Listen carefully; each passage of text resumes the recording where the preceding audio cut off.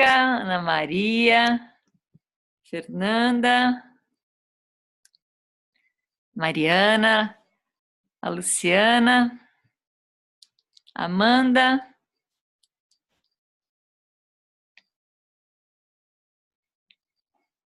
a Julie,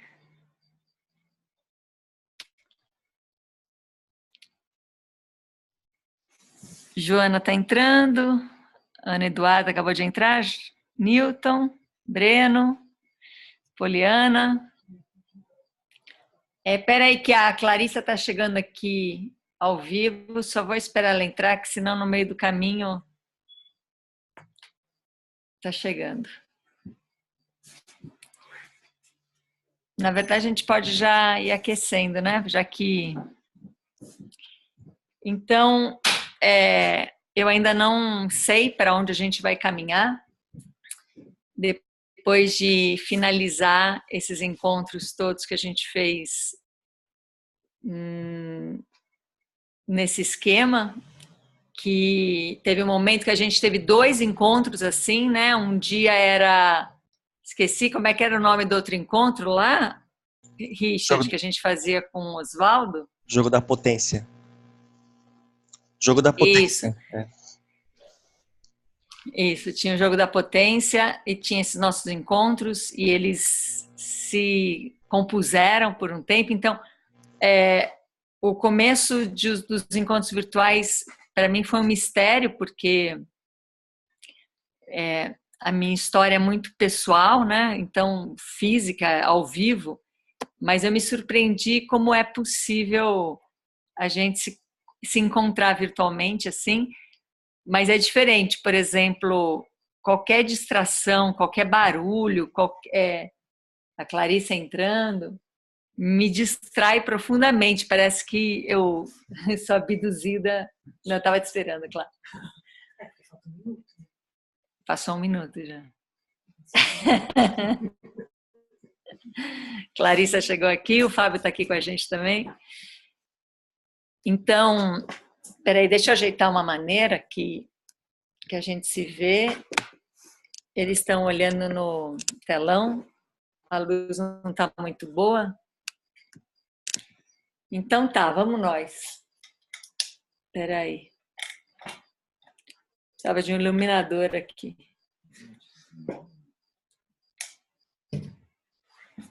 Vê aí, Fábio, o que faz aí.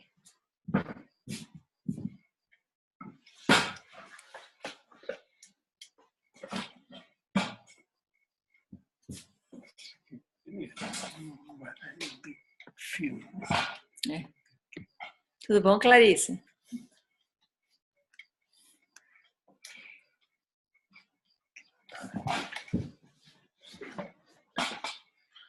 Espera só um pouquinho, só deixa a gente acertar essa luz aqui. Não dá, não vai dar. Tudo bem. É muita luz? Não, tá bom. Clarissa, se você quiser em algum momento mudar, porque eu não vou conseguir mudar o computador de lugar, tá? O que você acha aí? Tá bom, então vamos nós. Então, e tem uma coisa que tanto os encontros virtuais como os presenciais trazem, é alguma coisa do nosso padrão e do nosso hábito, das nossas crenças, que eu continuo vendo assim, independente se é ao vivo ou de ser virtual ou presencial, que é um processo de aprender algo, né? De entender alguma coisa, de aprender algo, de saber alguma coisa, que de uma maneira geral, ela está muito além do que a gente é capaz de fazer. Talvez tenha sido esse o nosso treinamento na nossa escolaridade e também no nosso desenvolvimento intelectual, que a gente aprende coisas muito além do que a gente é capaz de atuar. Então, hoje, a Helena trouxe o tema no nosso grupo do WhatsApp, da Rede Amalaia, o blefe, né? E aí todo mundo sentiu adequado a esse termo que ela usou, que parece que a gente está sempre blefando. Porque a gente sabe uma coisa, mas não é capaz de atuar naquilo que a gente sabe, e porque a gente não é capaz de atuar, a gente blefa. E eu sinto que isso tem a ver muito com esse processo da gente ter desenvolvido uma capacidade de adquirir conhecimento e saberes muito além do que a gente é capaz de atuar e praticar. E então, pensando nisso, e é o que eu sinto que, de repente, não só os encontros virtuais, como os encontros presenciais, como as jornadas, elas trazem muito esse processo. Por ser um processo que tem uma lógica, que traz um intelecto, por mais que ele venha conduzido por uma prática, tem um padrão já estabelecido em nós que a gente recebe as informações, mas não necessariamente aquelas informações precisam ser atuadas. E a maneira que a gente não atua isso que a gente sabe é através da justificativa, é através do blefe, é através da frustração, da autopunição, do julgamento. Então, sentindo isso, começou a surgir esse outro momento, porque eu venho de um processo muito apolíneo, muito mental, muito até espiritual, apesar de não ser místico, e talvez a gente esteja precisando de como eu venho falando nos últimos encontros, de um processo mais visceral, um processo mais físico. E na verdade já está ao alcance de todos nós, é o olhar que a gente tem para ele. Então, a Ana Maria também compartilhou uma coisa hoje no WhatsApp, eu falei que ia ter a ver com o nosso encontro, então hoje, que é o seguinte, todas as emoções que a gente sente, elas pertencem ao corpo, elas pertencem a esse estado mais material, mais físico. E porque a gente é bem analfabeto emocional, a gente gosta de logo pular para o processo mental. Então, a gente adquire um conhecimento, esse conhecimento vai vir com experiências emocionais, mas como a gente está muito mais íntimo do processo mental, quando o processo é físico, é emocional, a gente não sabe o que fazer. A gente blefa, ou a gente estoura, ou a gente tenta controlar, e na verdade é ali, na emoção, que está talvez uma das chaves para a gente poder entrar num processo mais visceral. Quando eu falo um processo mais visceral, ele não exclui um processo mental. Então, no teatro a gente brinca muito com Apolo e Dionísio. E existem teatros mais apolíneos e teatro mais dionisíaco. E um não anula o outro, um não impede o outro, um não subestima o outro. Na verdade, um engrandece o outro, né? Então, vamos trazer algumas coisas, uns processos concretos para isso. Então, você teve uma percepção de algo, você sabe o que você deveria, como você deveria agir diante da situação, através de espelhamento, através de vários artifícios que vão fazendo a gente se autorresponsabilizar naquela relação, mas a emoção é mais forte do que isso. E a emoção é incontrolável. Obviamente, ela é incontrolável. E a gente é bem desajeitado com a emoção e com o corpo e com o físico.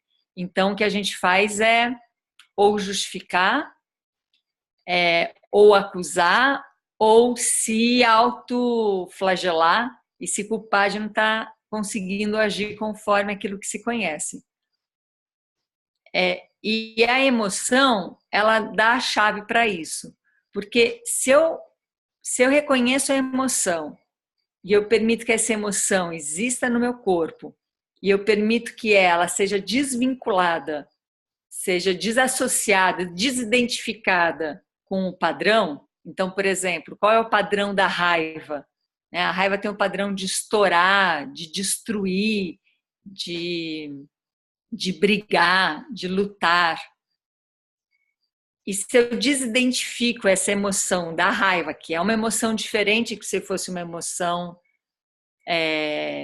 de tristeza, né? Se eu desidentifico essa emoção do padrão e eu fico com a emoção, eu posso começar a ter forças para atuar conforme aquilo que eu estou acreditando, conforme aquilo que eu estou apostando, que eu estou investindo. Então é importantíssimo que essa força não seja nem controlada, nem abandonada, nem desinvestida. Ela só precisa ser integrada, sair da dualidade de que ela existe um padrão e existe uma força, um impulso.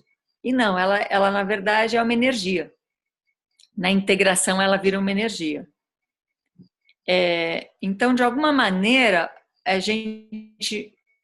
eu sinto que a gente está caminhando para isso, sendo chamado para isso, e precisamos cuidar disso agora. Como trabalhar esse processo mais visceral? Já está tudo muito entendido, ou não, e às vezes o entendimento é mal compreendido, mas de qualquer maneira ele fica patinando no processo mental de justificativa, de essa questão que a Helena trouxe hoje do blefe, né? Então, e que todo mundo começou a se identificar, eu também sou um blefe. Por que eu sou um blefe? Porque eu sei uma coisa e não faço aquilo. Porque a gente tem a ideia de que a mente domina o corpo, de que a mente vem e te domina e faz você fazer aquilo que você sabe. E não é assim que funciona. Então, essa reconexão e essa integração tem a ver com a gente sair dessa dualidade corpo e mente, onde um domina e um é dominado. E toda vez que a gente tem esse processo dominador e dominado, a gente vai ver que é a mesma coisa. O dominado domina e o dominador também é dominado. Então, é um ciclo vicioso que se forma ali, uma grande ilusão. Então, sinto isso, que a gente precisa criar um processo mais que saia desse padrão mental, achando que se eu sei uma coisa, logo eu tenho que praticar aquilo que eu sei, e se eu não pratico, eu sou um blefe. Vocês estão chegando aí? Vocês estão entendendo o que eu estou falando? A questão que a Helena trouxe hoje, que algumas pessoas compartilharam no WhatsApp.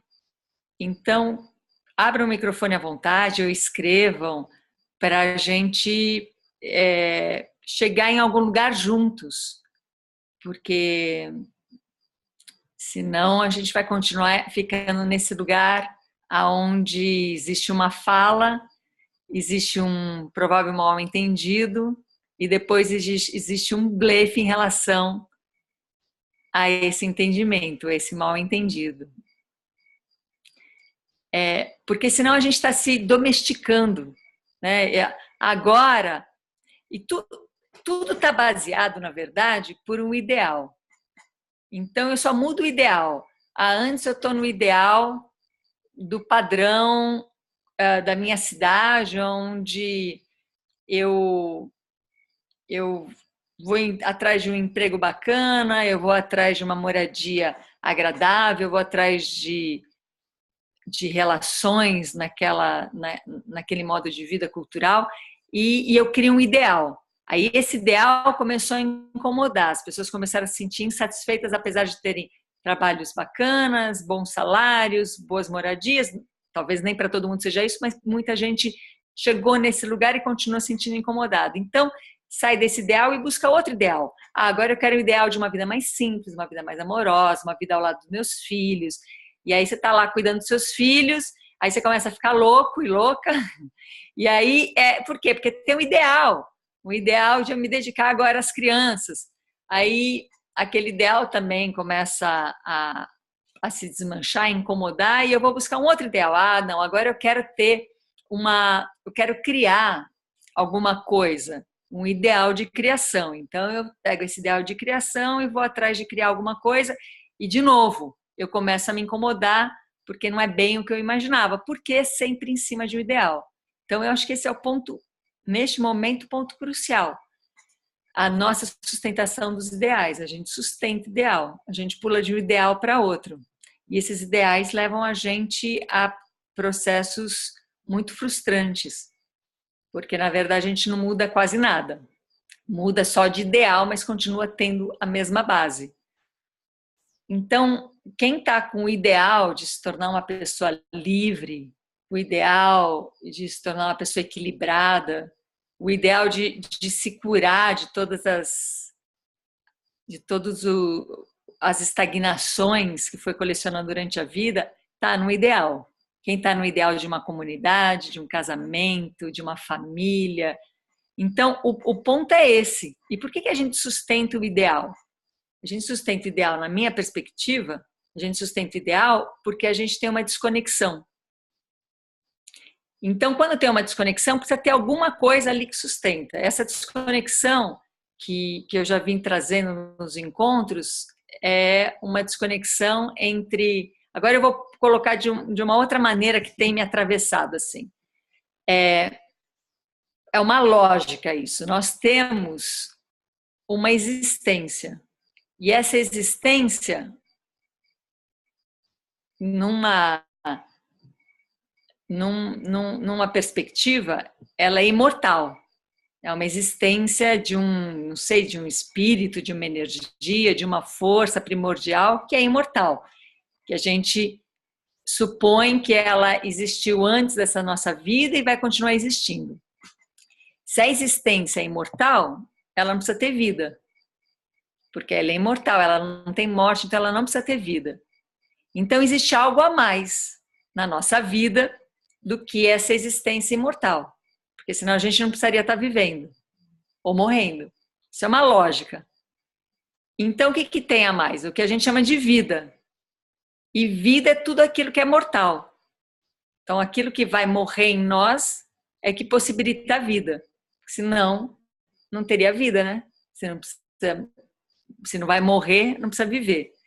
Então, eu diria que existe algo imortal e algo mortal.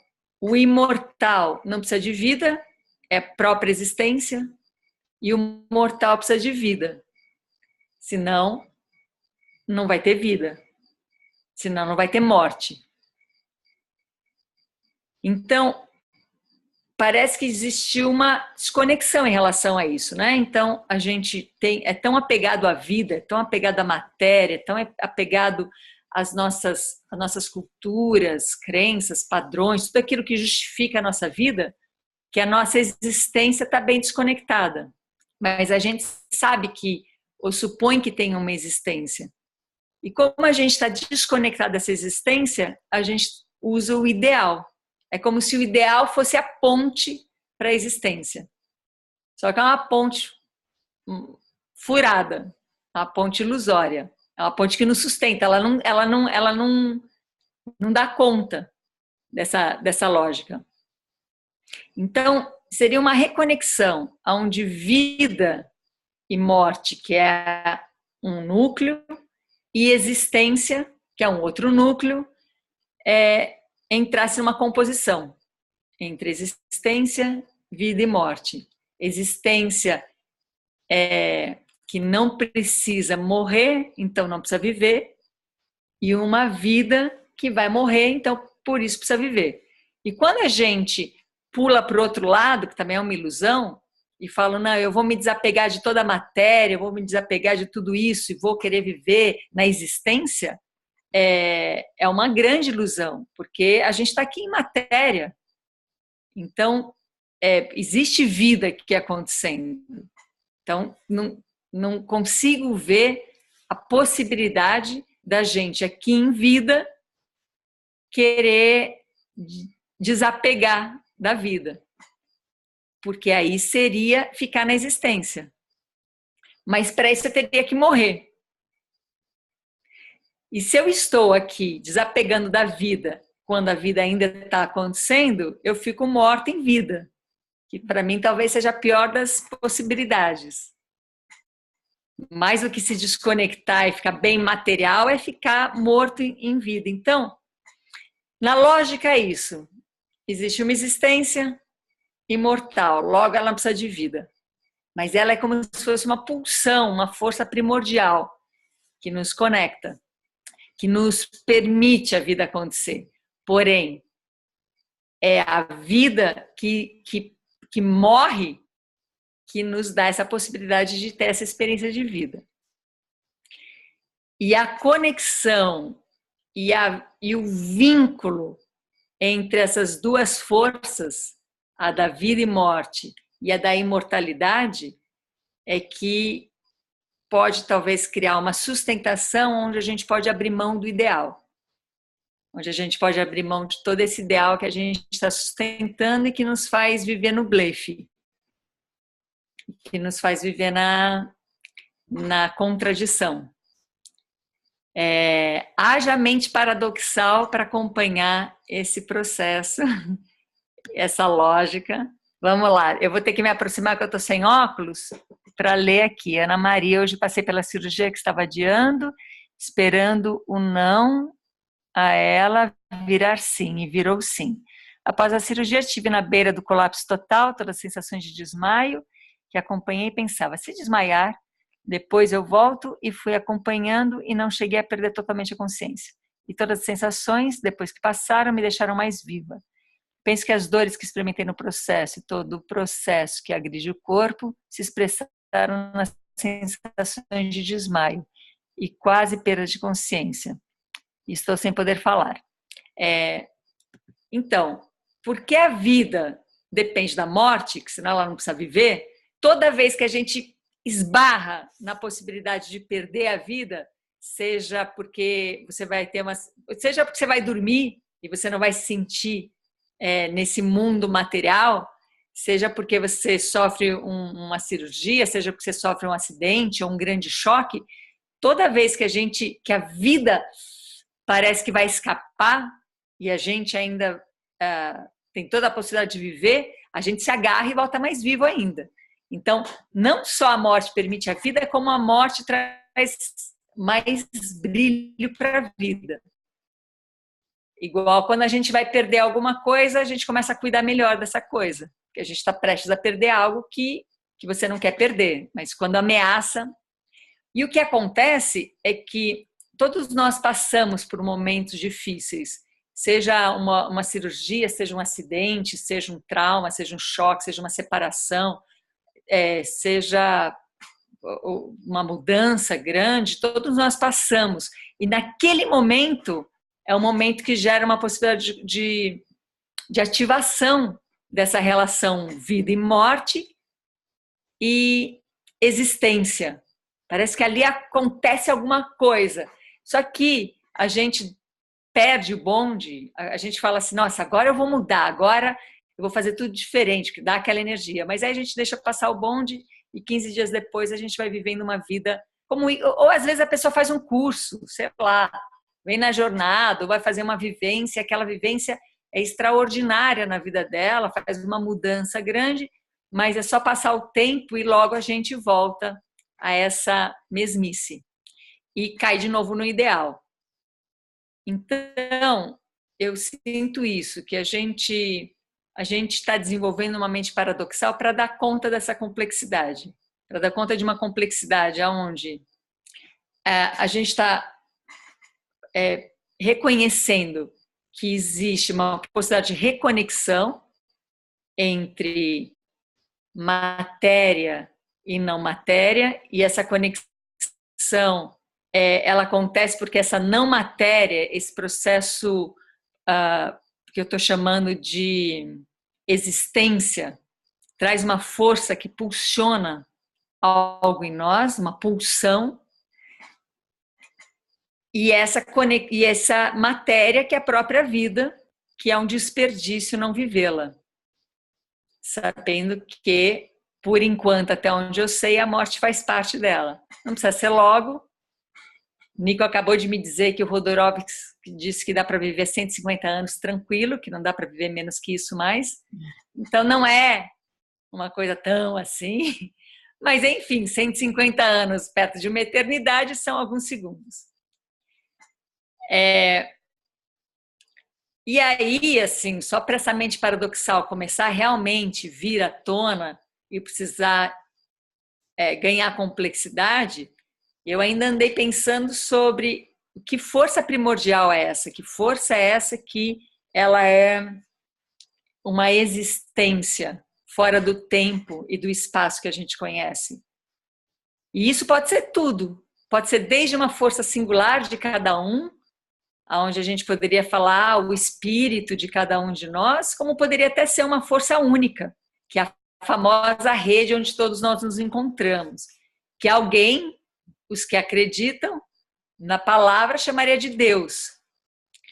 Os que são mais céticos, que nem eu e a Cuca, a gente chamaria de alguma outra coisa que não precisa ter essa palavra de Deus. Então, temos uma existência, que eu não sei se é individual, se é singular, ou se ela é única para todos nós. Não sei se nesse momento importa, nessa lógica importa muito isso, mas só para ver que a coisa está se destrinchando, né? E é nessa existência que a gente vive em rede. E essa existência é uma pulsão para a nossa matéria, e nessa matéria que a gente vive a vida. E essa vida, ela é mortal, por isso ela é vida.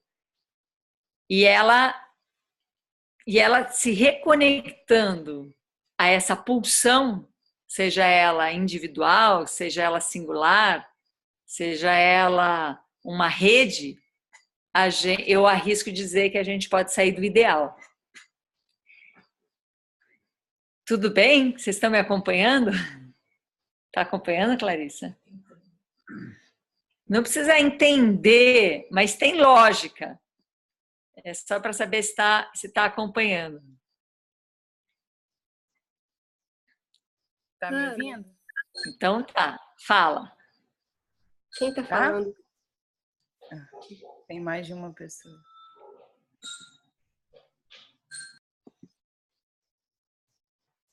JB? Ana, aqui. Mariana. Sim. Você falou nos últimos encontros, assim, da coisa da criança que às vezes fala uma coisa e quer expressar outra, né? Assim, a palavra não está alinhada com... E eu venho sentindo, né, experimentando muito isso, assim, em mim e no outro. Da fala, às vezes, não expressar aquilo que a gente está querendo dizer, assim, a palavra, né, mais distrai e confunde do que expressa. E isso tem muito a ver com o blefe. A conversa de hoje ativou isso, né? A do blefe. É como se a gente falasse uma coisa e vivesse outra. E aí, eu lembro das suas falas sobre a inibição, né? Que inibir é diferente. É aí uma coisa que me veio, assim. Inibir é diferente de reprimir, porque eu sei que a minha fala não está alinhada, então eu engulo ela. Isso é alguma coisa que veio muito claro, assim, que a transformação ela precisa acontecer. Mas é alguma coisa que está no dia a dia, assim. Como encontrar o lugar dessa fala, nessa pulsão, sabe? Nessa matéria. Porque essa fala do ideal, que está conectada com esse ideal, ela é muito mais um querer da gente, uma expectativa do que a vida, assim, e é nesse lugar, assim, que eu estou conectando as coisas e tentando encontrar esse lugar da fala. Então, eu não sei se a gente tem que procurar o lugar da fala. Talvez a gente tenha que dar a inibição, nos gera um tempo para a gente encontrar o que realmente está acontecendo naquele momento. Porque quando a gente começa a ter um estado emocional estagnado, isso quer dizer o quê? Você se torna aquela emoção, você se torna triste, ou com raiva, ou etc. Você se torna aquela emoção, nada do que está acontecendo ali é que está provocando aquilo. O que está acontecendo ali pode estar revelando aquilo. Aquilo já está vindo de um outro lugar. E esse outro lugar de onde está vindo, a gente precisa de um espaço e um tempo para, de repente, a gente acesse e aí consiga se comunicar de um outro lugar. Mas eu nem acho que isso é o mais importante. Não é a fala que é o mais importante. Conseguir falar, porque a gente, na verdade, está falando para a gente mesmo. Então, não é nem falar, nem comunicar para o outro que é o mais importante, né? Mas reconhecer... Eu ando brincando com uma questão, só para fazer analogia, como eu fiquei, a coisa que eu mais fiz na minha vida adulta foi lidar com teatro, né, que foi onde eu mais trabalhei, então me veem essas analogias. E se a gente pensar que nós aqui estamos vivendo como atores, e como atores que receberam personagens para atuar. Então, tem um ator. O ator é esse ser antes do personagem. Esse ser que está preparado para atuar. E os personagens, que pode ser o personagem mãe, personagem filha, personagem emprego, personagem relações, né? Esses personagens vão se desenvolvendo. Toda vez que eu me dou conta, eu tenho brincado com isso. Toda vez que eu me dou conta que é o meu personagem atuando e eu reconheço o ator, a atriz, eu começo a dar um espaço. Aquilo já não... Por mais que seja para valer, eu sei que é personagem. No teatro tem umas... Pelo menos no teatro que eu vivi, né? Tem umas regras básicas, assim. A gente sempre busca que o ator não represente o personagem, mas que o ator viva aquela situação. Porém, o ator vivendo aquela situação é o que a gente chama de personagem. Então, ele não está representando, ele está vivendo aquilo. Mas ele vira personagem porque ele está vivendo uma coisa que foi ali combinada. E, às vezes, os personagens... eles começam a ficar muito forte em nós. E eles começam a achar que eles têm vida própria. O Pirandello brinca muito com isso nas peças dele. E eles começam a pensar que eles têm vida própria. E ontem eu fui até São Paulo, e lotado São Paulo, a gente andou de metrô, andei muito na rua, e vendo muita gente, era muito claro ver os personagens que tomaram conta dos atores. Então já virou aquele personagem. Virou personagem morador de rua, virou personagem dono do restaurante, virou personagem trabalhador de tal lugar. Então, os personagens tomaram conta. E essa é a grande ilusão, de que os personagens têm vida própria. E quando a gente volta para o ator, para a atriz que está ali, o personagem começa a ser uma situação, uma relação, uma possibilidade. Mas quando ele toma conta... E eu tenho colegas de teatro que fizeram muito tempo certos personagens e realmente o personagem toma conta e eles começam a se confundir com os personagens. Os personagens ficam na frente do ator. E parece que ficou meio louco mesmo, né? Aquele ator que está achando que é Jesus Cristo, porque fez o papel de Jesus Cristo 4 vezes, então, a falar, olha, eu estou achando que eu sou mesmo, né? Então, eu tive essa sensação de que existe atores e atrizes que somos nós, que vamos morrer, então isso é a vida, né? Ser esse ator, essa atriz que vai desempenhar vários papéis, mas tem um diretor e tem o autor que está em outra instância, né? Não superior, não é hierárquico. Estou brincando, tudo isso é artifício, né? Mas que tem um roteiro, tem um autor, tem um diretor que está na própria existência. E existem os personagens, que não são menos do que os atores, mas quando o personagem começa a achar que existe de verdade, a coisa começa a ficar grave. A coisa começa a ficar... Então, e tudo é uma questão de ilusão. Se a gente vive essa ilusão do personagem que está realmente sendo real, porque na verdade ele não é real, né? É um estado que você se coloca, mas é real porque você está fazendo para valer aquilo. Então, esse é o paradoxo, por isso essa mente paradoxal. No teatro é assim, quando você vê um ator atuando e você não vê que ele atuando, você fala, não, é ele que está ali em cena e mesmo assim ele está cumprindo lindamente com todas as cenas, mas você fala, é ele que está em cena, a gente considera um ator muito bom. E de repente você vê ele em outro espetáculo e você fala, é ele que está em cena, só que é outro personagem completamente diferente. Ele não está representando. É um ator que dá uma sensação em nós, fala, eu estou diante desse ser, eu não estou diante de uma coisa falsa, de alguém que está fingindo ser isso, e isso nunca vai me atingir. Não, esse maluco, esse personagem, esse tirano, ou esse apaixonado está aqui na minha frente, realmente vivendo isso. Isso mexe com a plateia, de uma maneira diferente do que se você estiver representando e falsamente fazendo aquilo. Então, para o personagem, para a vida existir, ela tem que ser de verdade, ela tem que ser para valer. Ela tem que ser como se fosse real. Porém, ela não é. Então, mas Porém, é uma ilusão.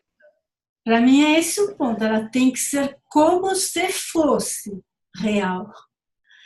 E os personagens, quando você sabe que você é um personagem, você não pode ser um bluff. O bluff é quando você acredita que você é aquilo. Acho que isso que é o bluff, entendeu? Então é impossível. A gente é sempre um personagem. Não sei, na minha perspectiva, é sempre um personagem. Você está sempre representando. E o grande lance é você saber que está fazendo isso. Senão você vira um bluff quando você acredita que você é aquilo. Eu acompanhei o debate lá, mas fiquei pensando nisso. Perfeito, muito preciso que a Cuca traz. Então, olha por que a gente está ativando uma mente paradoxal.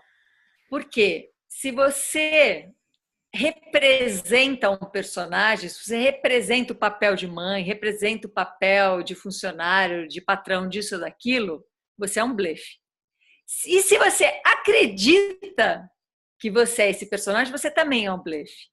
Agora, se você faz para valer, se você atua para valer nesse personagem, sabendo que é um personagem, você deixou de ser um blefe. Haja mente paradoxal para alcançar isso. Breno fala, tem aquela fala do Grotowski, que representamos tão completamente na vida que para fazer teatro basta eliminar a representação. Grotowski foi um dos que trouxe mesmo esse olhar para o teatro vivo, né? Então, tem uma lógica, mas é bem complexa, mas aqui estamos nós ativando mentes paradoxais para alcançar essa complexidade. No teatro, por exemplo, eu não posso fingir, se eu estou fazendo uma cena, mesmo se eu faço uma cena, uma comédia, mesmo que é uma bobagem, uma piada, se eu morro em cena, eu morro em cena. Mas eu sei que eu não estou morrendo em cena. Eu sei que eu estou morrendo em cena, mas eu sei que eu não estou morrendo de verdade. E a gente só morre de verdade na vida que a gente chama de real porque a gente acredita, que a gente tem essa convenção. Está convencionado que se eu levar uma facada no meu fígado bem dado, eu morro. É uma convenção. É louco, né? Arriscar dizer isso. Mas estamos chegando perto da jornada da vacuidade, então a gente não vai perder essa oportunidade de saber que tudo aquilo que é real é ilusório, mas não deixa de acontecer, não deixa de ser real. Então, exatamente como eu trouxe o exemplo do ator. O ator, para ele convencer, para ele atuar numa plateia, para ele realmente fazer bem o papel dele, ele precisa fazer de verdade aquilo, sem representação. Mas ele não pode achar que aquele personagem é de verdade. Senão ele vai começar a blefar. Ou, se ele achar que ele tem que representar aquele personagem, ele também vai blefar. Então, no cotidiano, se a gente começar a reconhecer o quanto a gente é personagem, a gente é tão personagem que é assim, digamos que você tem uma situação e sei lá, tem alguma cultura aonde barganhar, né? Como eu ouvi falar aqui em Marrocos, eu acho, barganhar é uma coisa da cultura. E se você não barganhar ali o preço, se você não entrar naquela discussão com o vendedor, isso é uma ofensa. Digamos que seja assim. E digamos que tem uma outra cultura que a pessoa vai lá e põe o preço e ela não quer discutir aquele custo, aquele preço, aquele valor, porque ela está fazendo o melhor dela, o mais honesto dela. Então vai ser um grande desrespeito se você vai lá e vai barganhar nessa outra cultura. Então, se uma coisa, quando acontece num lugar, aquilo é muito bem-vindo, e se acontece num outro lugar, aquilo é muito mal-vindo, muito mal visto, é tudo uma ilusão. Você não pode dizer que alguma dessas coisas é inerente do ser humano. Isso é o personagem que você está atuando. Isso em todas as possibilidades. Então, eu comecei a assistir porque muita gente, ao mesmo tempo, veio comentar sobre o filme, na verdade não é um filme, uma série, né, do Osho, sobre o Osho. Estou aí no 3º episódio. E isso, lá eles estão criando uma comunidade, né? Estavam criando uma comunidade de amor livre, sem instituição de família e tudo mais. Então, naquele lugar, são personagens, são atores que estão atuando personagens diferentes do que eles atuavam na casa deles, na cultura familiar deles, que provavelmente não era assim. O negócio que eu vejo ali o Osho trazendo é essa ponte. Como é que você vai ter coragem de atuar outro personagem, que não seja aquele que você atua desde que você nasceu?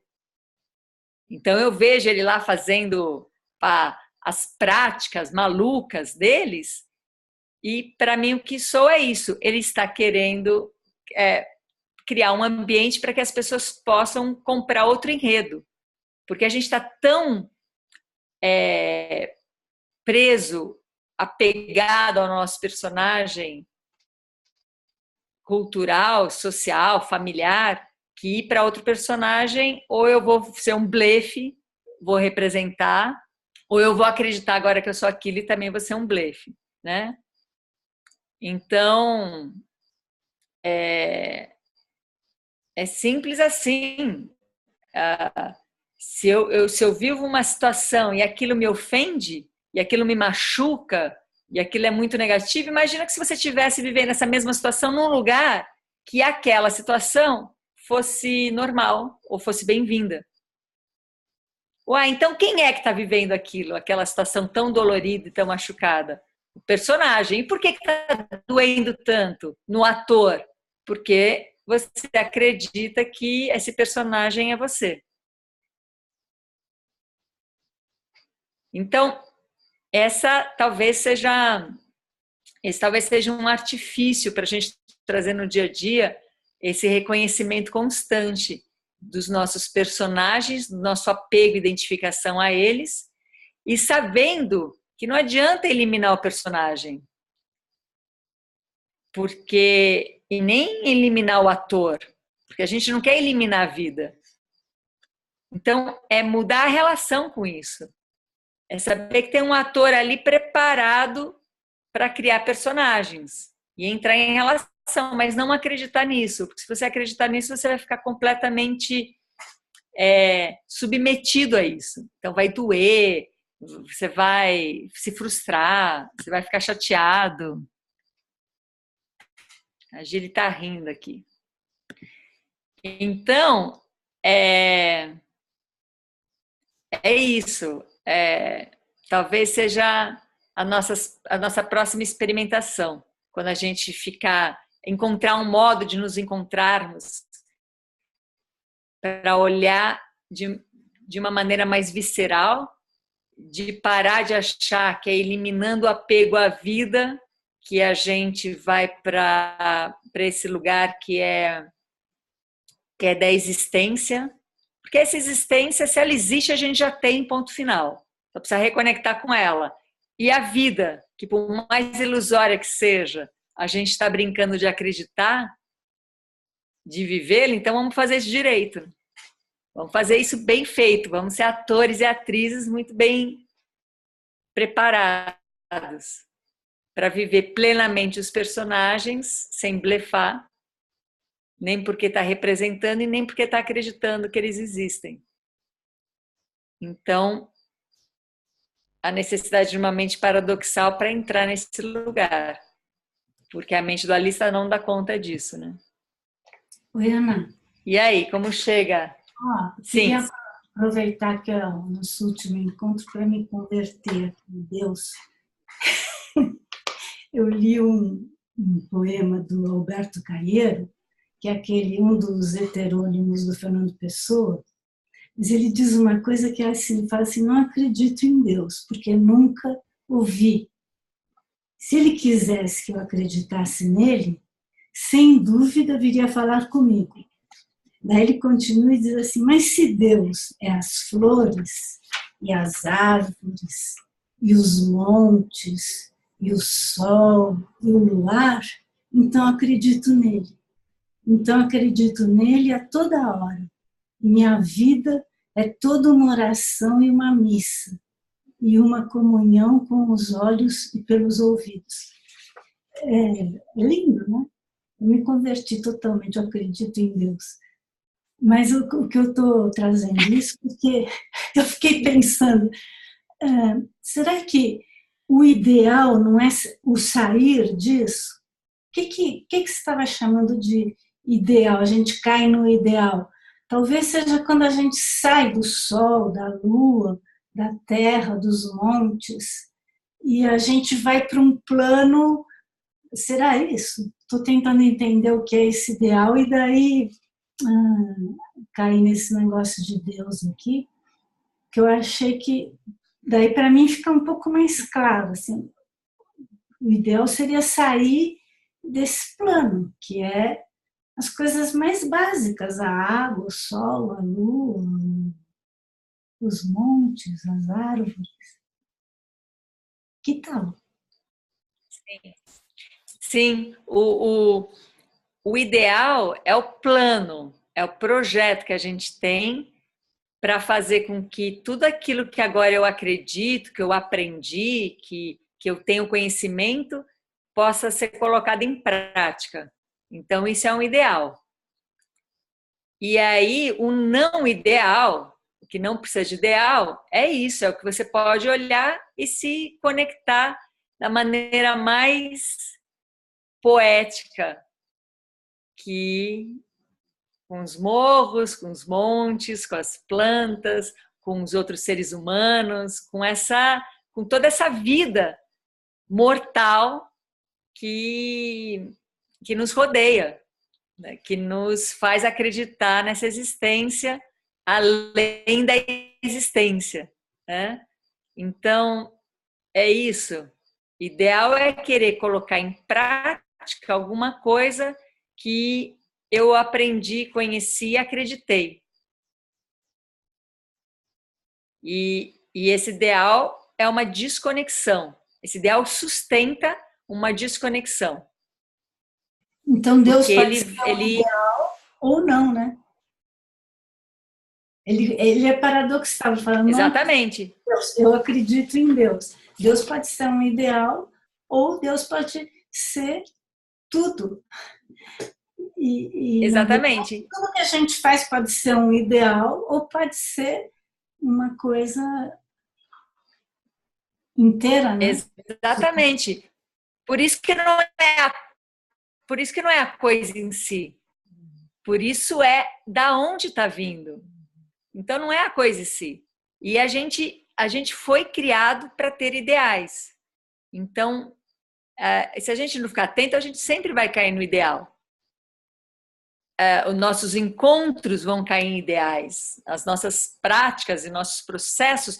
O ideal é assim, eu faço uma coisa com a intenção de, eu faço uma coisa com um projeto de, eu já tenho um ideal e agora eu preciso encaixar o que eu vou fazer naquele ideal. E eu posso ter tudo isso numa plenitude, sem ideais, por efeito. E não por planejamento. Então, eu diria que, da mesma maneira, né, nesse paradoxo onde a gente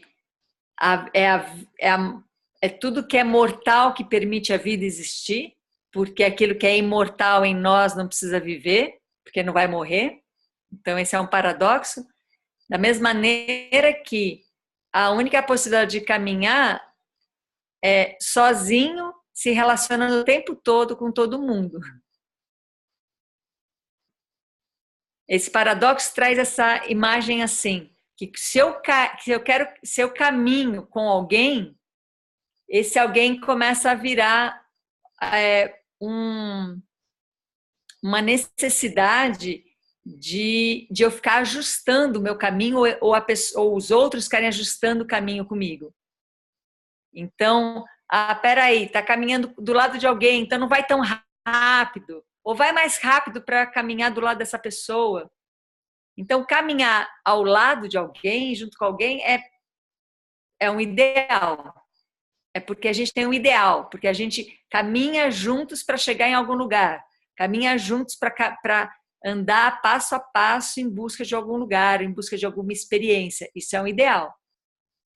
Agora, se eu caminho sozinho, eu não seguro na mão de ninguém, caminha sozinho o tempo todo encontrando e se relacionando com todos os seus encontros, você consegue sair do ideal. Então, caminhar é sozinho, e encontrando, desencontrando.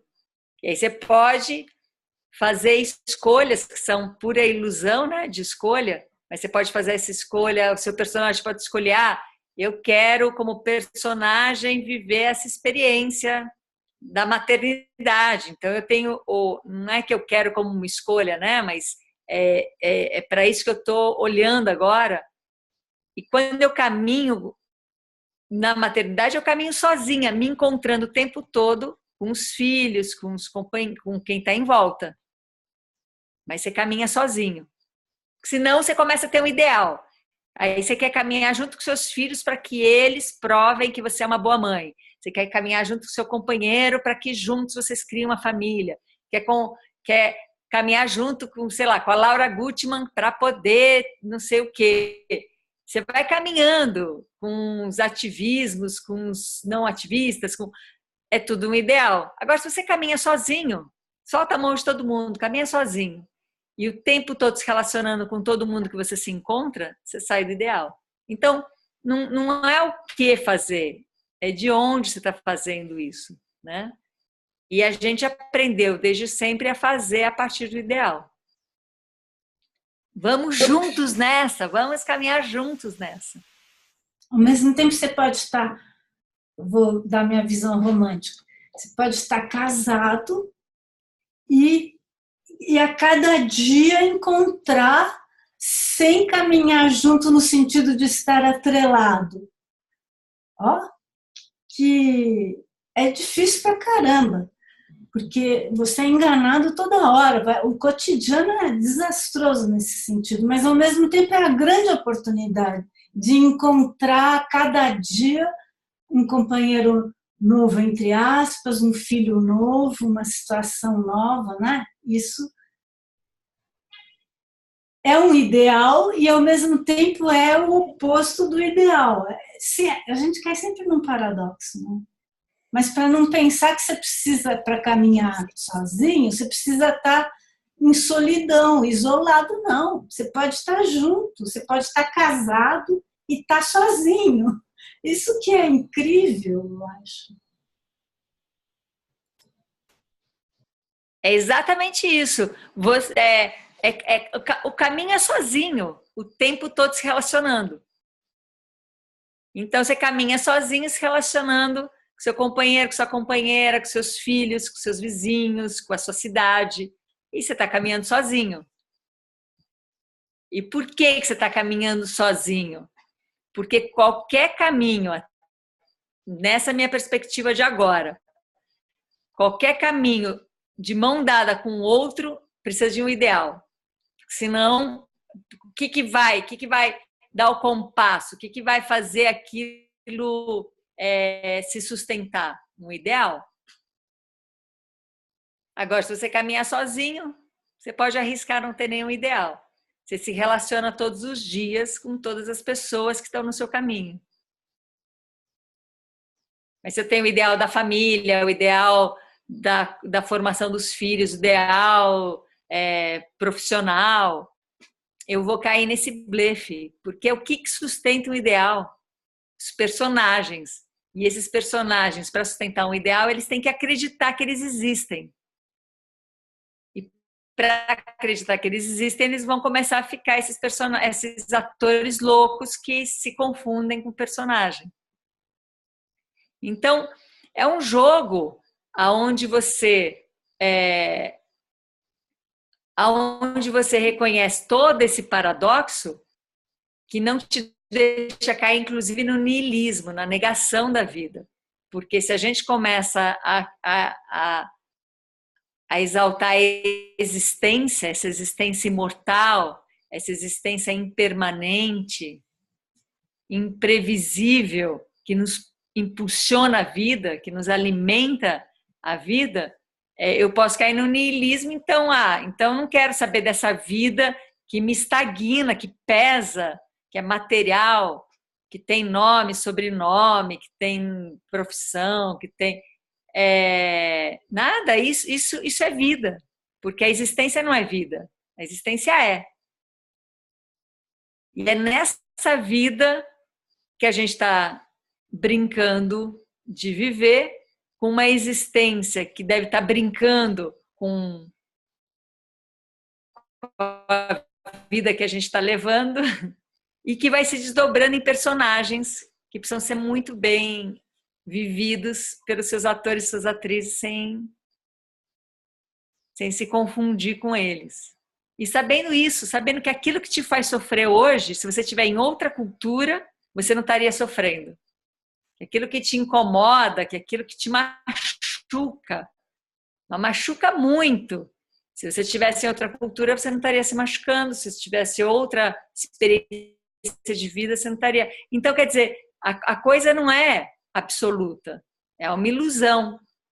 É uma ilusão muito bem sustentada por uma cultura. Então, não estou dizendo que a gente vai conseguir não sofrer, porque está colada em nós essa cultura. Mas a gente começa a dar um refresco, começa a saber que, não, peraí, tem um personagem aqui sofrendo. Então faz para valer.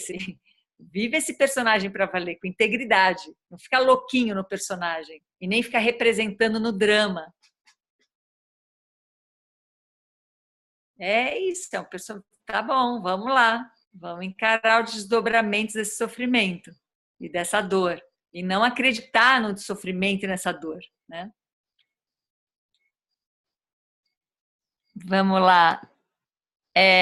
Vivemos no ideal da permanência, então o risco de sermos um blefe é constante, exatamente. Então não tem como a gente deixar de ser um blefe se a gente está no ideal, não tem como deixar de ser um blefe. Se a gente está vivendo o personagem e que a gente vai ver, ontem me chamou muita atenção isso em São Paulo. Você pega e fala assim, mas aqui não tem mais jeito. Né? Nessa situação trágica não tem mais jeito, nessa situação dessa loucura que as pessoas estão vivendo não tem mais jeito, não tem mesmo. Se eu acredito nesse personagem e não consigo me reconectar com o ator, não tem mesmo mais jeito. Mas não é a vida que não tem mais jeito, é a escolha que eu estou, de uma maneira, às vezes sem culpa nenhuma, fazendo. Mas se eu sei que tem um personagem atuando ali, talvez eu comece a ter alguma saída para esse não tem mais jeito, para esse sofrimento, para essa dor que estamos todos vivendo, às vezes de uma maneira mais escancarada, às vezes mais disfarçada, mas sim, senão a gente não estaria reunido aqui, se a gente não estivesse vivendo dores e sofrimentos, né? Hoje eu tô Então muito a Helena falante. fala, vive o personagem intensamente, mas tem o drama. O que diferencia a intensidade do drama? Peraí, Cuca, já te passo. Vive o personagem intensamente, mas sem o drama. O que diferencia a intensidade do drama? A ilusão. Se eu acredito que o personagem é real, tem drama.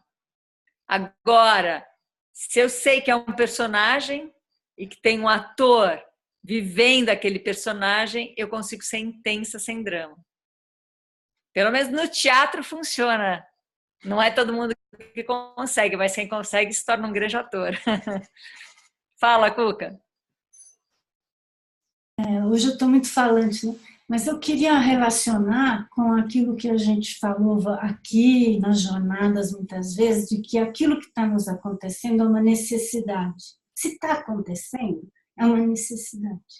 Seja o que for. Eu queria relacionar isso com essa imagem do teatro. Porque quando você está numa peça, você entrou num enquadramento da peça, tem um enredo. Mesmo que o enredo seja, o enredo é livre, mas tem um enredo. Então, na vida, a gente também, você ingressa no enredo, como se fosse assim, imagine que você... existem regras nesse enredo. Por isso que você não fala assim, agora eu não vou mais sofrer e nunca mais vai sofrer. Não, talvez você vá sofrer, porque é o enredo que está acontecendo. Queria fazer essa relação. É como se a gente entrasse num avatar. Assim. Só que aquele avatar tem um enredo que vai acontecer. Se você fez a escolha daquele avatar, vai ter um enredo que vai acontecer e você está sujeito a ele. O próprio fato da gente ser humano no século XXI, em São Paulo, ou na Bahia, ou no Recife, ou em Portugal, são enredos que a gente tem. E isso é necessário. Então, por mais que você queira fugir, você pode mudar até um pouco de enredo. Então, eu vou sair de São Paulo, vou para Portugal, vou morar em outro lugar, vou para a praia. Mas, se você pensar bem, você está condicionado a um enredo. Você é humano, você tem que vestir roupa, sair pelado na rua, vão te prender. Sei lá, tem um monte de coisas que são condicionadas. Então, isso é o necessário. É necessário jogar o jogo dentro de determinados enredos. Estou querendo relacionar com essa...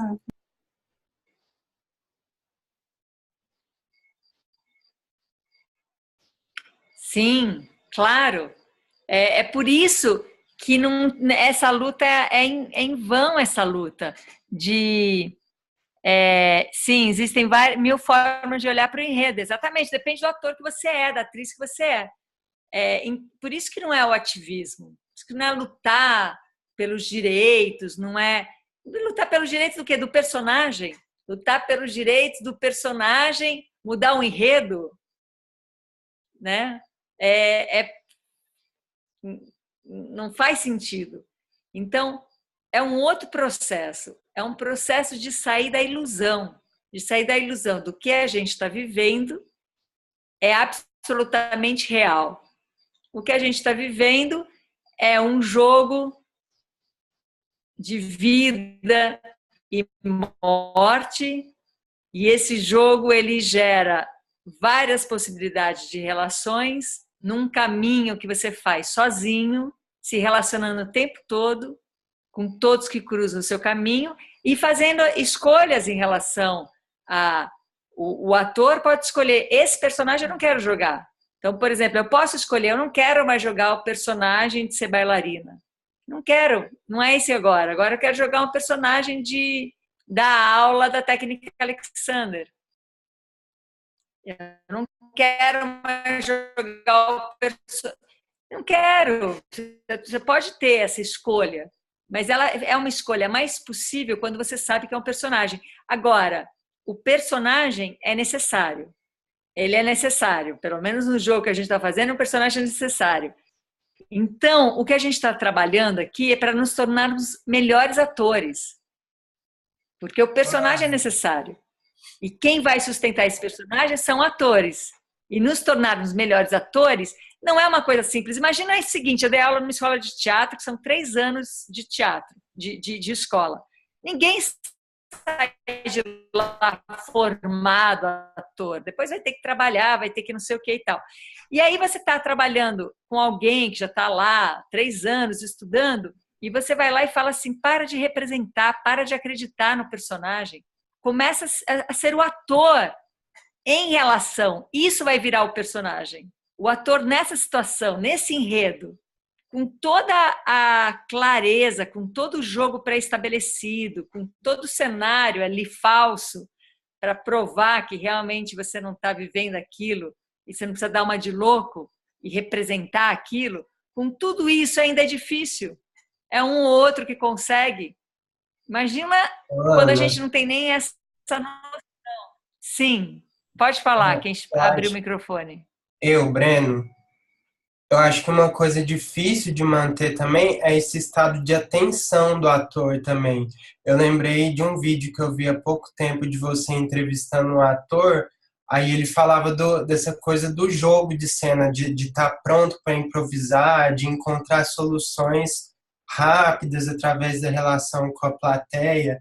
E aí você perguntava, mas como que é levar isso para a vida, né? E aí o que me vem, o que eu fico pensando é o que precisa ser acionado no nosso corpo para nos manter nesse estado de atenção mesmo. Eu dou oficinas de teatro também, eu tento, através das oficinas, eu me inspiro muito no Grotowski, inspiro muito nas práticas que a gente faz aqui, e a pergunta que eu levo para a minha oficina é sempre o que eu preciso acionar no meu corpo, no meu cotidiano, para conseguir realizar essa conexão com as minhas potências em relação com o outro. E aí a resposta não é uma resposta muito racional.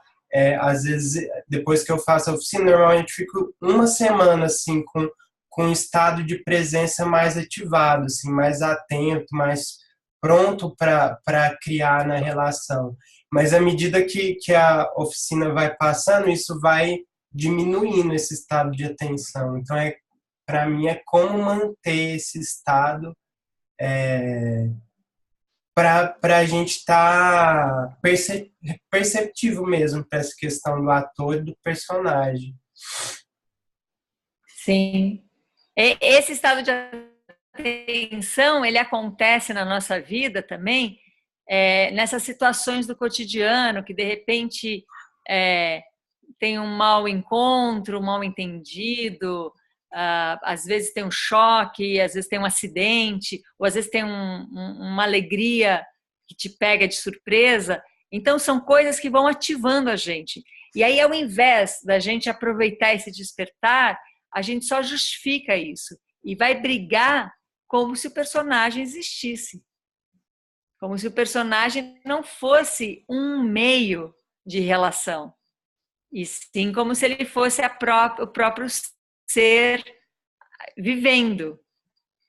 Entende? Então, por isso que a gente vem desde o começo trabalhando o ser e não trabalhando a desenvoltura do personagem. Então, por isso que não tem receita. Por isso que não tem, olha, você é personagem mãe, então como personagem mãe, fale assim com seus filhos, se relacione dessa maneira, faça esse exercício e viva esse personagem. Não é isso que a gente está fazendo.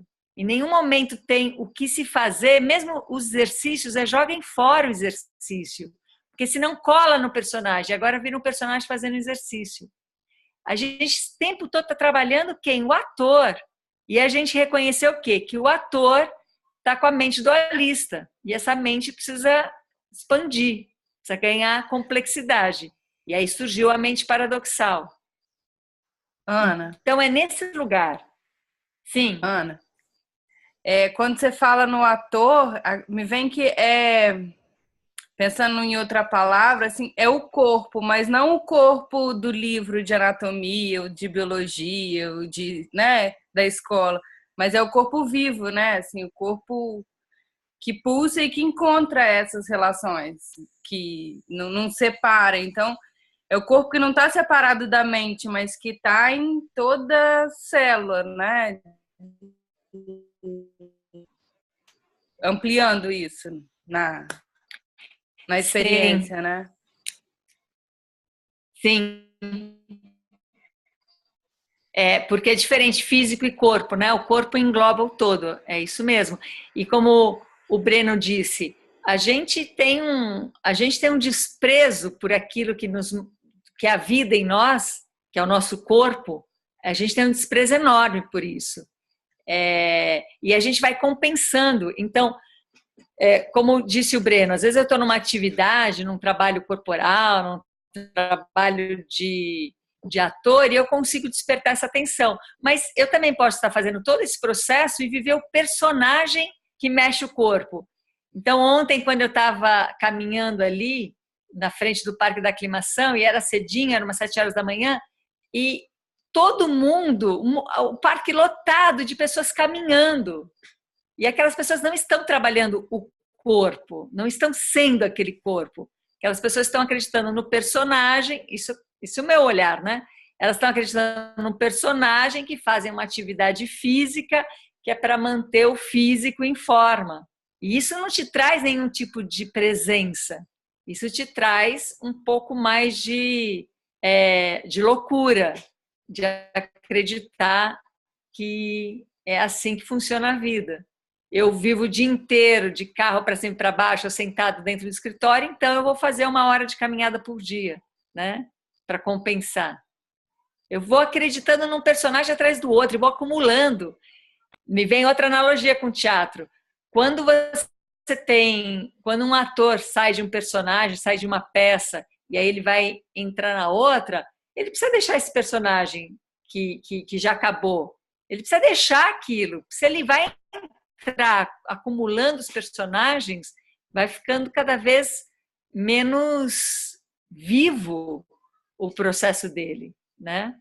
Então, os personagens, é aquilo que a Cuca trouxe, é necessário para se tornar desnecessário, é necessário para se tornar desnecessário. Vai vivendo intensamente os personagens e eles vão ficando desnecessários. E aí entra um outro personagem. E cada vez mais com a lucidez de não acreditar que o personagem é o ator. Então, estamos finalizando aqui um processo, como diz Tom Zé, eu estou te explicando para te confundir, porque para não restar dúvida, que se tem uma coisa que não está acontecendo, não aconteceu em nenhum momento entre a gente, é um lugar onde a gente vai em busca de uma verdade, em busca de um conhecimento, e aí ver se a gente pode ou não aplicar essa verdade, esse conhecimento, e quem vai fazer tudo isso é o personagem. Então, como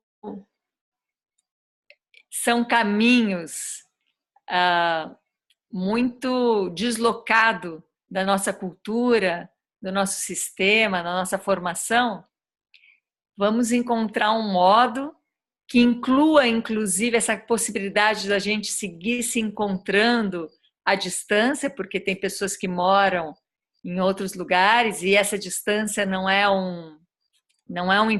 esse o impedimento, né? Mas que a gente encontre um outro modo, que ainda não sei qual é. Vamos ter essa abertura aqui, a gente finaliza hoje esse modo e vai ter aí um espaço. De qualquer maneira, eu estou viajando a semana que vem, então também não vou estar. E vamos ver o que desse espaço surge. E aí a gente se comunica. Qualquer um pode se comunicar com algum tipo de possibilidade que surgiu nesse espaço que a gente vai abrir agora, encerrando esses encontros, que foram maravilhosos, foi bom demais, assim, ganhar intimidade nessa distância, muitos poder encontrar pessoalmente, e sustentar junto, né? Porque esse encontro move, tem movido muitas coisas.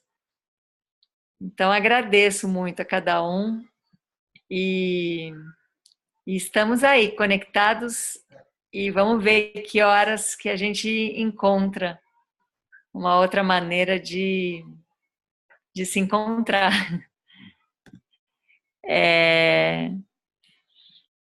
Lu, um abraço, beijo, obrigada pelo carinho aí. E então tá. Vamos ver o que a gente vai fazer. Aparece, Gili, estamos por aqui. Então é isso, daqui 3 finais de semana a gente tem mais uma jornada. As jornadas também estão em transformação constante, o Amalaia inteiro está em transformação radical, e cada um de nós. A Amalaia é como um sítio, um lugar de convívio, né? Porque não existe essa instituição. E cada um de nós essa transformação constante também. Um beijo, Michele. Então é isso. Tudo bem? Vamos nos despedir por enquanto. Obrigada, Richard, por sustentar aí, também por colocar. Obrigada pelo personagem que você está atuando. Eu que agradeço. Pelo personagem de cada um de nós. Sim. E é só a gente não acreditar nele que está tudo certo. Obrigada, Newton. Um beijo para você também. Então, nos vemos em breve.